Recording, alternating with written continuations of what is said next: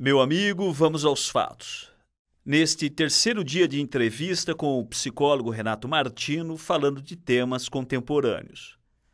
Renato, do ponto de vista da psicanálise, como está sendo visto a questão gay? Tendo em vista, inclusive, que esse é um tema bastante delicado e difícil de ser tratado. Essa questão é muito delicada, né, Luciano? E se deve cuidar com certa cautela, eu imagino, né?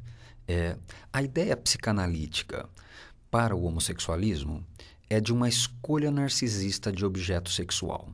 O que seria isso?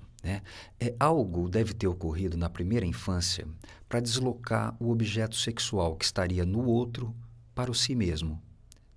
Agora, esse sujeito vai escolher o outro, mas com a condição que esse outro seja igual a si mesmo. O corpo que ele deseja é um espelho do seu. No texto Sobre o Narcisismo, uma introdução, de 1914, o Freud sugere um modelo muito interessante para a gente pensar. Ele coloca que na impossibilidade do reconhecimento do desejo do outro, o sujeito deve desejar a si mesmo. Assim, quando busca o objeto de prazer, desejará apenas aquele que for igual a ele, homo. O outro só poderá satisfazer seu prazer dessa forma.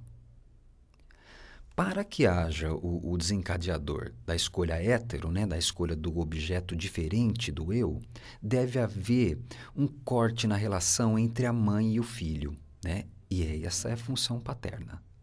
A presença do pai fará esse corte na relação, se responsabilizando pelo rompimento de alguns elementos na relação entre a mãe e o filho. Só dessa forma o sujeito se vê desimpedido para fazer suas escolhas sexuais adequadas. Poderíamos dizer assim, brincar dessa forma. A criança deve reconhecer que foi desejada pela mamãe, mas que ela é do papai. O Freud chamava essa dolorida, mas necessária posição de terceiro excluído. A criança deve suportar ser o terceiro excluído na relação pai, mãe e filho. Caso contrário, buscará sempre um espelho que, na realidade, deveria ter vivido na sua tenra infância, justamente com a mãe, contudo podendo contar com o pai para salvá-lo desse paraíso escravizador que é o vínculo simbiótico com a mãe. Um modelo de vínculo que, se permanecer sem mudanças, pode limitar severamente a escolha sexual desse indivíduo.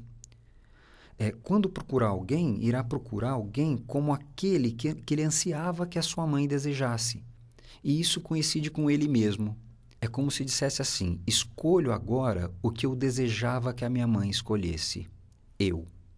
Entretanto, o homossexualismo é um fato. E como nunca foi diferente nas culturas, está presente também na nossa sociedade contemporânea. Na realidade, assumir a escolha homossexual é, antes de tudo, um recurso para se continuar funcionando bem mentalmente. E continuar amando é a busca de recursos ou maneiras para se conseguir amar. A ideia começa a ficar preocupante quando a gente começa a falar de uma classe especial de homossexual. Os reprimidos. Aqueles que não podem conter em si mesmo impulsos dessa espécie. Aí passam a odiar tudo que se parece com isso. Isso por odiar o homossexualismo que não encontra lugar na sua própria personalidade. E causa grande conflito e transtornos por isso. Aí ele projeta isso que é seu no outro e age com hostilidade para com ele. Como a gente tem visto nos noticiários sobre agressões homofóbicas. Estivemos hoje com o psicólogo Renato Martino no